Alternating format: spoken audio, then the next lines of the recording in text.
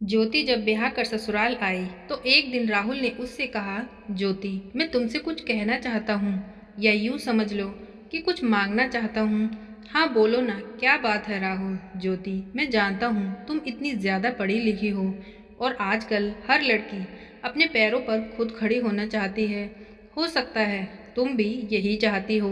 राहुल, तुम कहना क्या चाहते हो, मुझे खुलकर बताओ। ज्योति, यदि हो सके तो तुम नौकरी मत करना। माँ का पूरा जीवन ही बीत गया सबके लिए करते हुए। मैं चाहता हूँ कि उन्हें भी अपनी बहू के आने के बाद थोड़ा आराम मिले। मैंने देखा है ज्योति, पहले हमारा संयुक्त परिवार था। चाचा चाची, ताऊ ताई और सबके बच्चे साथ ही रहते थे। जब तक वे साथ रहते थे तब तक ताई और चाची हमेशा काम से जी चुराती थी और पूरा काम माँ के ऊपर ही आ जाता था। काम वाली क्यों नहीं लगाई राहुल? काम वाली तो सिर्फ बर्तन और पोछा करने के लिए ही आती थी। न ज्योति, लेकिन घर में कितने काम होते हैं तुम तो जानती ही होगी। परिवार यदि संयुक्त है तब तो पूछो ही मत। माँ को हमेशा सबने बहुत ही हल्के में ले लिया था। सब उनसे अपना काम निकलवा लेते थे। माँ बेचारी कभी भी किसी को मना नहीं कर पाई। ज्योति, काम वाली तो हम और काम के लिए भी रख सकते हैं, लेकिन दिन भर यदि माँ को तुम्हारा साथ भी मिल जाएगा तो उन्हें भी अच्छा लगेगा। ज्योति, ये कोई ज़बरदस्ती नहीं है, ये केवल मेरे मन की बात है जो मैं चाहता हूँ। मगर यदि तुम ऐसा नहीं करना चाहती तो कोई बात नहीं। माँ तो जब तक उनके हाथ पांव चलेंगे तब तक संभालती ही रहेंगी। ज्योति ने कहा, यदि ऐसी बात है तो मैं नौकरी के बारे में कभी सोचूंगी भी नहीं। मैं उनका पूरा ख्याल रखूंगी।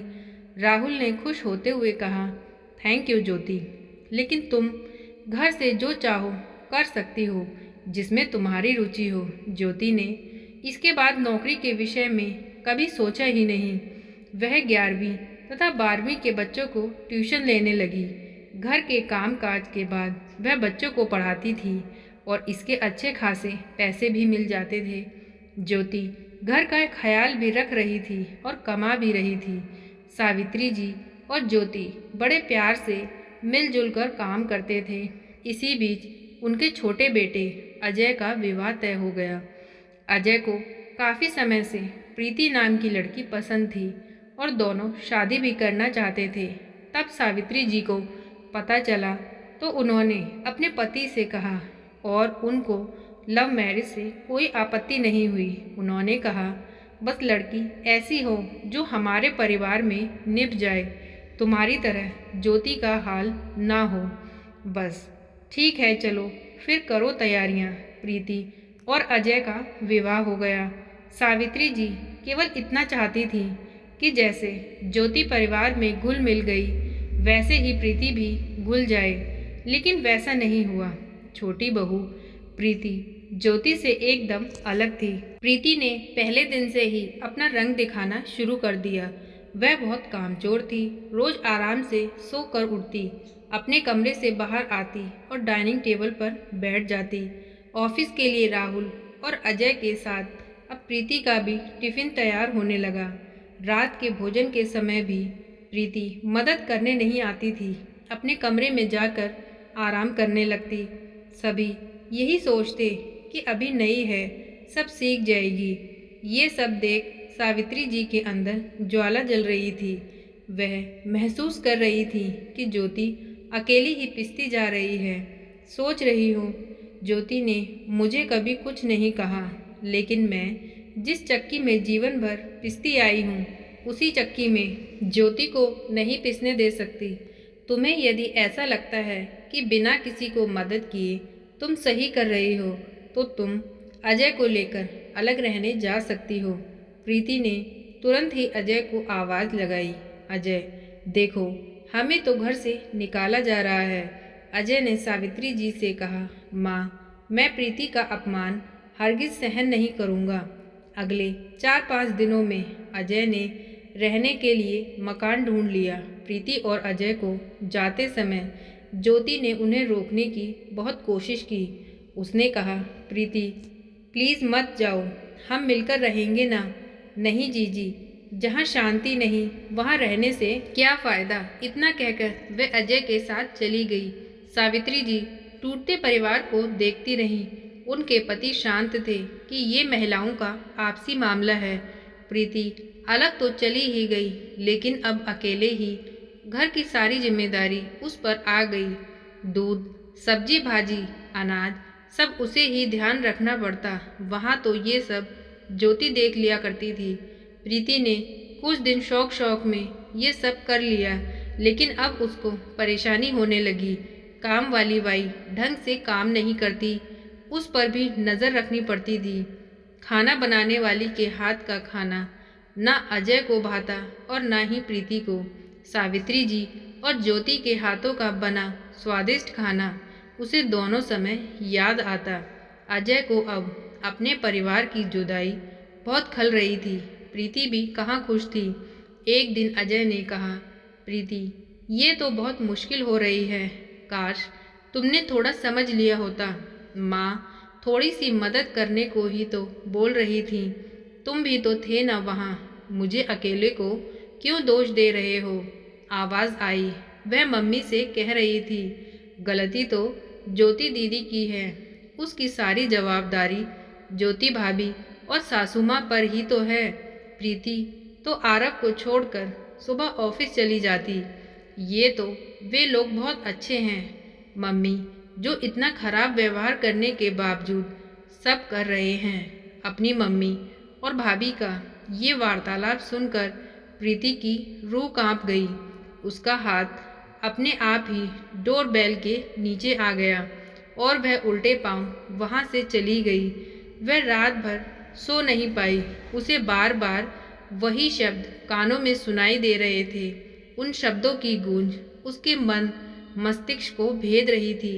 वह सुबह उठी तो उसने अजय से कहा, अजय मुझे घर ले चलो इसी वक्त। क्या हुआ प्रीति, काफ़ी उदास दिख रही हो?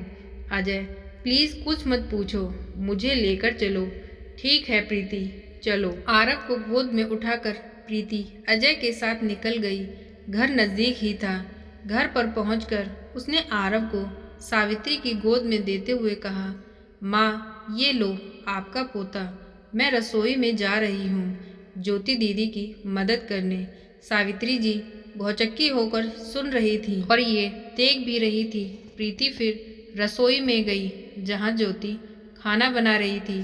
प्रीति ने कहा, जीजी हटो, आज से रोज़ मैं भी आपको गर्मा गर्म रोटी बनाकर खिलाऊंगी, जैसे आप सबको खिलाती हैं, पर आखिर में खुद ठंडी ही खा लेती हैं। ज्योति ने उसकी तरफ देखा तो प्रीति की आंखों से आंसू बह रहे थे, जिसमें उन आंसुओं के साथ उसका पूरा अभिमान बहता हुआ साफ दिखाई दे रहा था। आंखों में वह अपनापन था जो इससे पहले कभी नहीं दिखाई दिया था।